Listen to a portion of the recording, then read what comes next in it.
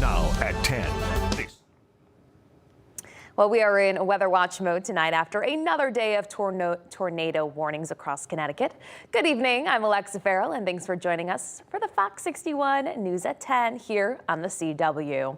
Let's take a look at what we saw from our vantage point in downtown Hartford during the second of two tornado warnings around 6 this evening. Ominous dark clouds moving west to east right along I-84 over our heads here at Fox 61. Photojournalist Del Torado Torres caught this right here on camera. And for the second consecutive day, we had lightning. Check this out. Check out this video here. This is lightning coming down from this cloud here. Really incredible storms that were over our area here in the state. We have lightning sky and a lot going on here. Now, a giant tree you can see came crashing down in Kent this afternoon. All of the wind and rain caused that tree to fall down right across Route 7, just north of Botsford Road, according to the Kent Fire Department. The state police have confirmed that no wires were taken down with that tree, but we are told roads are back open this evening to travelers. They were closed for a bit there. In Tolland's Fire Department shared these photos from across town where trees and power lines are down tonight. From South River Road, Merrill Road at Rhodes Road, and Merrill Road at Tolland Green, we're hearing about other road closings in Cromwell as well. You can see there was just a car in that image right there, trees across all the roads. So be careful if you are driving out there tonight. We don't want that to be you. All right, let's get a check with Sam Perry for a first look at the forecast. Now, we were on tornado alert for a little while there, Sam. Are things kind of quieting down this evening? Yes, they are, Alexa. That certainly is good news as we get ready for the new week. You can see behind me, there's the line of the strong storms that came on through, and we had two separate tornado warnings. And as far as anything being confirmed, not yet. The National Weather Service will have to do that tomorrow to survey some damage. And boy, it was incredible to see actually these ominous funnel clouds come over downtown Hartford, for example. So a very active day for the second day in a row. That's what happens when it gets very warm and humid. Here's a slower look at how the storms developed earlier this afternoon. You can see there's that first tornado warning. And then we had sort of a second one come on in as well. So certainly we are now out of the woods as far as any strong to severe weather is concerned. The tornado watch, and the severe thunderstorm watch, and all the warnings now have been canceled. Look at these temperatures, though. We are in the 70s. We have not really gotten rid of the humidity yet. We are going to have to wait until when? Tomorrow morning into tomorrow afternoon as those dew points drop way off. So there's some good news to start out your Monday, as we will start out a little muggy, but then we'll dry out and we'll have a mix of sun and clouds becoming less humid. It'll be dry and pleasant by tomorrow evening with high temperatures in the upper 70s to lower 80s. So I'll have some good news. I'll share some more photos with you in a few minutes. We'll also look ahead this week. How warm will it get, and will we have to deal with more severe weather on your Fox 61 7-day forecast? And I'll have the answers coming up in a few minutes. Alexa?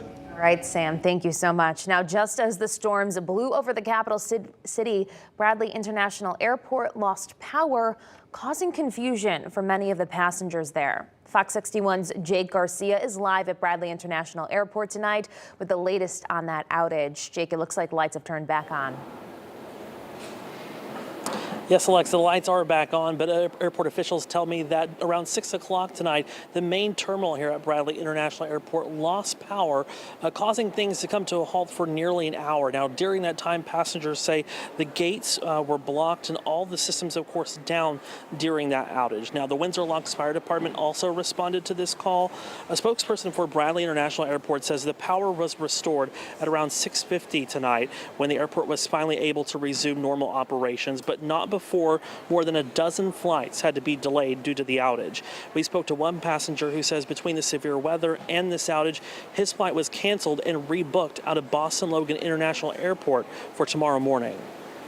It seems like everything's just happening all at once, but what can you do? Stay optimistic. Everyone was pretty calm. You've never been at an airport before where you don't have electricity. So it's interesting to say the least. Now, officials with Bradley International Airport advise passengers to check with their airlines for the status of their flights. It's still unclear if the outage was actually related to the severe weather moving through the greater Hartford area at the time, but an investigation into exactly what caused that power outage is underway, and officials say that they plan to release more information as they learn more. Reporting at Bradley International Airport, Jake Garcia, Fox 61, Connecticut's news station. All right, Jake, thank you. Now, at last check, Eversource reported more than 10,000 customers without power, mostly in Cheshire, and United Illuminating says they only have 3 reported outages. Now, for the latest updates, check out our website, fox61.com. So people we've spoken to say this weekend they've never seen anything like the storms that pummeled the state, from lightning strikes to tornado touchdown in Harwinton. And East Hampton homeowners spent Saturday and Sunday cleaning up from the strong winds that knocked down trees and power lines. I don't know why I'm feeling like that, but I was scared. We went downstairs because we lost the power, and the noise and all the lighting scare us, really scare us. We had multiple trees come down in front of us as we were trying to respond to other calls, so we kind of just took a back step for a minute and then proceeded on from there to keep our crews safe as well. And the National Weather Service confirmed an EF0 tornado hit just before 5 o'clock Friday night in the area of Route 4 near the Harwinton Ambulance Station. Winds likely reached 85 miles per hour, leaving behind broken tree limbs and uprooted trees. Now, fortunately, there were no injuries there. A wild story related to weather out of Enfield tonight. Police tell us a domestic violence suspect led them on a chase that should have ended on the shore of Connecticut River. But the suspect jumped in and tried to swim away. This was just as the region was under a tornado warning. Now, the stormy weather turned up much of the river, so much so that the chase turned into a rescue. That very wet suspect is now under arrest tonight. A new champion was crowned at the Travelers Tournament, but not before there was some trouble on the links. Climate change demonstrators ran onto the 18th green, which is the final hole to determine who wins the tournament, as police chased down the protesters. Play was disrupted, and you can see it all right here. We get more. The more important part of today, let's get to that now, from the winner, from sports director Jonah Karp. Scotty Scheffler and Tom Kim share a birthday. They celebrated it back on Friday. Scheffler turned 28, Kim turned 22. When Friday came to an end, Scheffler was 2 strokes back of Tom Kim for the lead at the Travelers Championship. And it seemed like after that day, there was a good chance those two would be in the final grouping of the Travelers Championship, battling it out for a Cromwell crown. And that's exactly what happened. Kim was the leader after Thursday, Friday, and Saturday. Scheffler started Sunday 1 stroke back, but we pick it up on the 18th tee box with Scheffler 1 stroke up on Kim at 22 under, looking to close out a Travelers victory. Kim looking to force a playoff, both with solid lies on the fairway. Scheffler has the first crack at it, and he places it on the edge of the green, eyeing a 2-putt for a par. Kim needing a great strike for a good birdie look, and check it out. Oh, nearly holes out. Can't aim it much better than that. And the reaction says it all. As much emotion from Tom Kim as we've seen all week. The fairway walk up to 18 with a potential playoff on the line. Drama mounting when all of a sudden action stopped because of this. People running onto the 18th green wearing shirts that read "No golf on a dead planet." Police working swiftly to remove the protesters from the scene, but action stopped for several minutes as a result of this disruption. The protesters leaving behind a powder substance you see there on the green, but the players chose to play on. Scheffler with a clean line, a birdie putt for the win, leaves it just short of the hole. Taps in that, and the playoff door is open for Kim. From 10 feet out to tie it at 22 under, never in doubt. And we re-rack on 18 for a sudden death playoff. In the meantime, the crew's cleaning up the mess on the green. What a tremendous job the grounds crews have done all week at TPC River Highlands, from the rain and now this excellent work. Take 2 from hole 18. Scotty first, and that'll work on the green. Better than his previous shot. Kim would take a repeat of his previous shot 10 times out of 10, but this one got caught in the sand.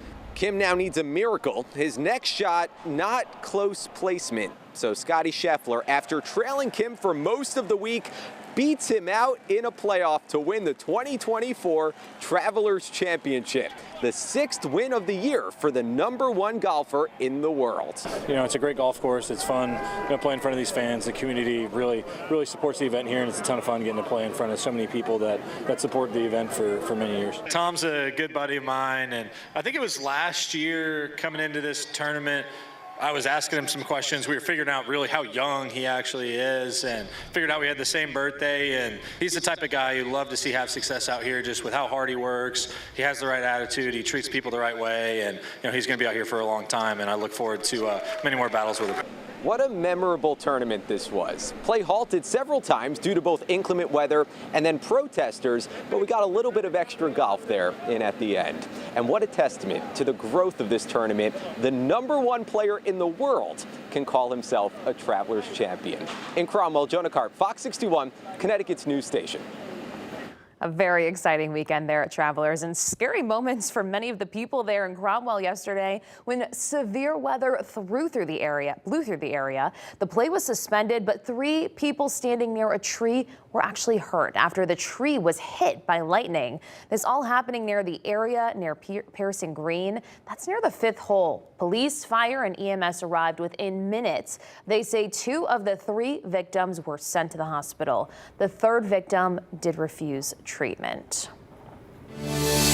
4 suspects in a case of ballot tampering in Bridgeport are scheduled to face a judge tomorrow morning. A city employee and city council member are among the 4 people arrested in connection to misusing absentee ballots in the 2019 Bridgeport Democratic mayoral primary.